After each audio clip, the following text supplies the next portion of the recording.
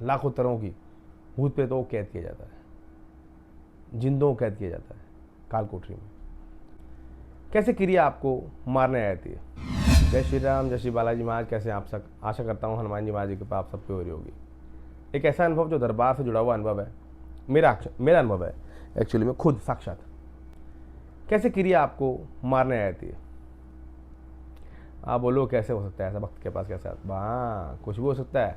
जहाँ भक्त है वो भगवान है, वहाँ शैतान भी है। पता है आपको, भगवान विष्णु थे, इंद्र जी थे, शंकर जी थे, इनको मारने के लिए राक्षस जाते थे, वरदान लेते थे, मारने चले जाते थे ना। फिर ये दूसरे तरीके से रूप बदल गया, कैसे भी इनको शक्ति प्राप्त करके इनको मारते थे। वचनों को जो वचन देते थे उस वचन का कोई तरीका ढूंढ करके इनको मारा जाता था, राक्षसों को मारते थे। ये मेरा अनुभव है। दरबार में जो आपके लिए यज्ञ करते हैं ना, श्री नाम यज्ञ, हजारों लाखों लोगों की, लाखों तरह की भूत प्रेतों को कैद किया जाता है, जिंदों को कैद किया जाता है काल कोठरी में, महदेव बालाजी में ही। और उस यज्ञ के माध्यम से कुछ ऐसी क्रियाएं भी होती हैं जो हम तक आती हैं। अब बोलो कैसे, पूरा बताऊंगा आपको।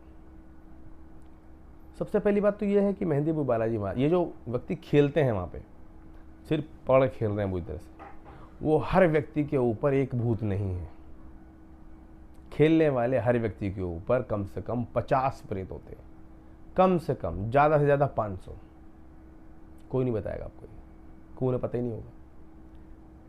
एक प्रेत जब होता है तो आपको वो खिला नहीं सकता। एक भूत बहुत कमज़ोर होता है। 100 भूत, 1000 भूत, 100 से 1000 भूत मिलकर के एक प्रेत बनता है, और 100 से 1000 प्रेत मिलकर के एक परीत बनाते हैं। परीत देवता बन जाता है वो। और ऐसे 1000 मिलकर के, परीत मिलकर के जिन्नाद बनते हैं। उनके साथ जब दैवीय शक्तियां गलत रूप में कसम बंधन में जोड़ दी जाती हैं तो वो शक्तियां बन करके बनता डाला। डाला क्या होता है, जहाँ पे 2-4 दैवीय शक्तियां, देवता चल रहे होते हैं, बीच में जिन्नाद होते हैं। मुस्लिम चारों धर्म की शक्तियां होती हैं, अघोर पंथ की भी, नाथ पंथ की भी, शमशानी पंथ, शमशानी क्रिया, मतलब पंथ नहीं बोलना चाहिए, अघोर तांत्रिक के द्वारा की गई क्रिया, मुस्लिम तांत्रिक के द्वारा की गई क्रिया, काली और जिन्नात और पितरों को घुसेड़ करके, आपके पितरों को बंधन करके ऐसा डाला सा बना देते हैं।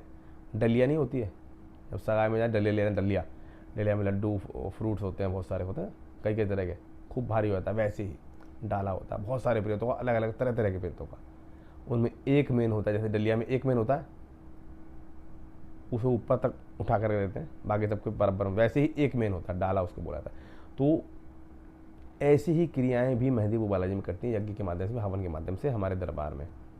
हमारा क्या, महदेव बालाजी का दरबार है। तो जब श्री राम यज्ञ हो रहा था दरबार में, आपको पता है हम श्री राम यज्ञ 6 बजे शुरू कर देते हैं, 5 से 6 बजे के आसपास शुरू होता है, और वो ख़त्म होता है कम से कम सुबह 4 बजे। सबकी दरखास्त और अर्जियाँ लगाई जाती हैं, सबके क्रियाओं को काटा जाता है, उतारे होते हैं सबके, सबको विधि विधान बताई जाती हैं, सबके पूरे परिवार तक की क्रियाओं को बुला के, पितरों को बुला के, सबको क्रियाओं को खत्म और भस्म किया जाता है। ऐसे में एक क्रिया, जब मैं दरबार समापन करने के बाद यहाँ पे आया हूँ, 3-4 महीने पहले, 6-7 महीने पहले करना है, तो एक क्रिया मेरे पास, मेरे घर के दरवाजे पे खड़ी हो गई आके। आप बोलोगे वो क्या, जो मुझे साफ दिख रही है। 10 फुट की महिला, काली साड़ी और सिर भी ढका हुआ, पूरा का पूरा घूंघट, उसका घुटनों तक घूंघट, चेहरा नहीं दिख रहा उसका, और बाल भी उड़ते हुए पीछे दिख रहे हैं। आप इमेजिन करो, डायन या डाकनी ऐसी कोई चीज़ थी। डायन चुड़ैल छोटी होती है, डायन बड़ी होती है। वो आके दरवाजे पे खड़ी थी। आपको पता है मेरे घर पे महदेव बालाजी महाराज भी राजे थे, तो अंदर तो आ नहीं पाई, हिम्मत नहीं उसकी, तो वो दरवाजे पे खड़ी थी बाहर। तो मैं क्या देखता हूँ, कोई शक्ति गई है उड़ती हुई, ये मुझे दिख रहा है, ऐसा लग रहा है कि मैं ही हूँ। उड़ती हुई, चल के नहीं जाते, वो उड़ के गए हैं दरवाजे पे, खड़े हो गए। एक हाथ में गुलाब जामुन रखा काला, एक हाथ में बर्फ़ी रखी और उसको बोला दिखा करके कुछ मंत्र पढ़ के, उसके ऊपर से एक बार मार के, चल भाग यहाँ से, जहाँ से वहीं जा। इतना कहते ही गुलाब जामुन और वो बर्फ़ी पता नहीं कहाँ गए और वो क्रिया फटाक से रॉकेट की स्पीड से हो गई, दिख रही है साहब, फूं ऐसे। मतलब वो क्रिया जब कटी, भस्म हुई, उसका उस रोगी से कनेक्शन ख़त्म हुआ, तो वो बालाजी के दर पे आई। मेहंदीपुर बालाजी में भी बंद हो जाती वो, लेकिन वो हमारे पीछे पीछे आई कि मुझे कहीं भेजो, मैं कहाँ जाऊँ, मुझे स्थान दो। तो उसको स्थान दिया गया। जिस तांत्रिक ने उसको किसी को मारने के लिए भेजा था, वापस रिवर्स में उसी तांत्रिक के पास भेजा गया। और उसके बाद वापस मेरी आँख खुलती है, आँखों के आगे श्री मेहंदीपुर बालाजी महाराज खड़े हैं साक्षात। आंखें मीड़ी हैं, ऐसा ऐसा किया, फिर भी दिखे, फिर एकदम गायब। आंखों में आंसू आए, हाथ जोड़े बालाजी महाराज के, पैर पड़े, मन में ऐसे करते हैं और ध्यान किया, अच्छा ये क्या था, फिर समझ में आया, फिर बताया कि ये था, वापस रिवर्स कर दिया।